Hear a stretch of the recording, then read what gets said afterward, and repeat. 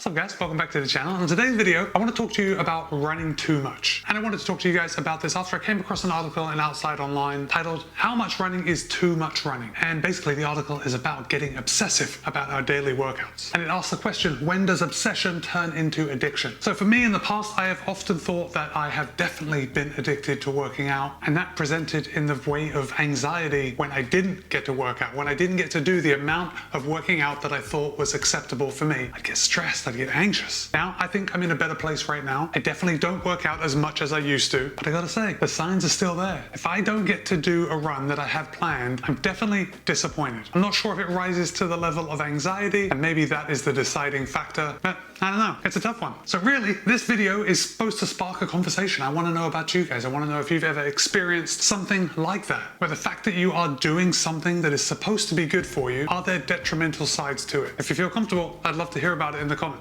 So this Outside Online article does cite a study that was conducted quite a while ago in Hungary. I think it was 2014. But actually, even though that was so long ago, I would say that the number of people that are exercising now are substantially higher. So clearly it's impossible to state that the ratios are exactly the same, but it's not impossible to say, in fact, it's probably more likely that there are more people today with an exercise dependence or an exercise addiction than there were when this study was conducted in 2014. Okay, so this Hungarian study looked at 17 fitness centers across Budapest, and the selection criteria was voluntary. So I know what you're thinking right there. That's a pretty big confounding variable. If you're not randomly selecting the participants, then it's not too far out there to think that perhaps only people that exercise a certain amount are going to feel compelled to complete the study. Or on the other hand, only people that don't work out that much are going to be compelled to complete the study. The point is that we don't know, but we're going to move forward anyway. And like everything I tell you, we're going to take the results with a healthy pinch of salt. So as we know, the study was voluntary, and the researchers got 1,743 participants. And what they had to do was answer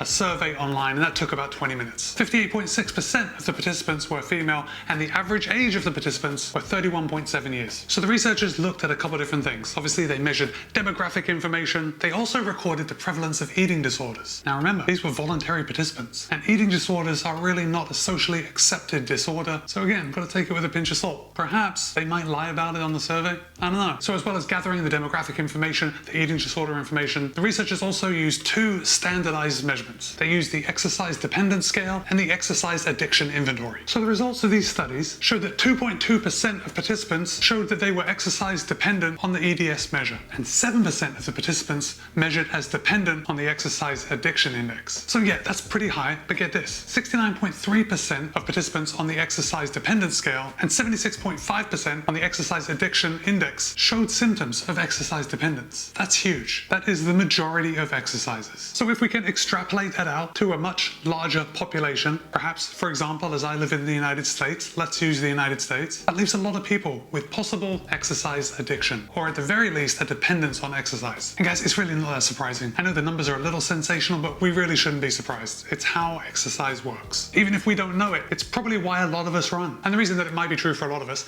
is that running and exercise is a socially accepted addiction. But addiction really shouldn't be socially acceptable. Like the very definition of addiction is when a person engages in behavior or uses a substance because they're trying to get that rewarding effect from the substance or from the behavior despite the detrimental consequences. So the detrimental consequences could be getting injured. It could be not making time for other important things in your life, like your family. And especially for those of us, perhaps in the beginning, it's very easy to grab onto exercise and do it more and more and more because the results and the rewards come very quickly. Perhaps we start losing weight. Perhaps we're able to run faster than we've ever done before. Perhaps we're able to run further than we've ever done before. You find that it reduces stress, and you tell yourself, well, at least I'm not going to the pub, going out and I'm doing something good for myself. And we all heard about feeling good after we exercise, but there's two reasons for that. Our body releases hormones that makes us feel good, but it also lowers cortisol levels. So we're going to feel less stressed after we exercise. And if you find yourself feeling less stressed and happier after you work out, you might be thinking, what's the problem? That's what I want. But it's finding the balance. And that, I think, is easier said than done, for a lot of us at least. So if you think maybe you could be addicted, maybe you're dependent, maybe you're just showing dependent related behaviors towards your running or your working out, ask yourself if you are going to exercise, if you're going to work out to escape certain problems. Perhaps those problems could be lowering stress from work, lowering stress from home. Of course, we have societal pressures to look a certain way, so maybe you're trying to tackle that. So in a nutshell, the Outside Online article points out that exercise and running provides all the necessary rewards for addiction. addiction: physical, the psychological, and the social. Oh, and if you are a professional athlete or you're making money from running, you've also got the financial box ticked. Each of these are going to contribute to your addiction, to your dependence upon this sport. So if you think you could possibly be feeling a little dependence towards your running, I want you to ask yourself this: is your underlying motivation to escape or to achieve something? Do you have a motivation to punish yourself or to heal yourself from something? Now, I know there's a lot of you out there. I can already foresee the comments are going to be, well, Matt, I want to do a race. I want to get better. I'm trying to achieve something. I'm trying to lose a bit of weight. Therefore, I'm trying to heal myself from something. And perhaps this video is just an exercise in futility, because I know that very few of us are going to be able to admit that we actually have an addiction or we're actually dependent on our runs. But if you are, I'd love to hear from you. And if you're not, I'd also like to hear from you. Well, guys, thanks for getting through that. I actually had a pretty good week of running. Started off on Monday. I did 13.2 miles, went out, did a bit of trail running. It was actually very good. We had a lot of rain over the weekend, so the trails were a bit wet, but still, I had a great time on that run. Despite the insane hot temperatures, I really felt good when I came back from that run. Tuesday was a workout day, and if you watched my running and training vlog last week, you know that Tuesday, I was tired from the previous weekend and I couldn't pull it together enough to go out and do an interval workout. This Tuesday I actually felt pretty good. Knocked out 10 miles, warmed up for 3.5 miles, then I did 6 800 repeats with 400 meters recovery in between, and then I cooled down for 2.25 miles, bringing that to 10-mile total. And yeah, it was tough. And yeah, my paces were a bit slower than they have been, but I really put in a solid effort and I was quite chuffed. And then Wednesday was a nice day off, which I was happy about after those intervals the day before. Thursday, like every other Thursday, was another speed day, but this was a tempo day and I knocked out 8.2 miles total, warming up for 2 miles,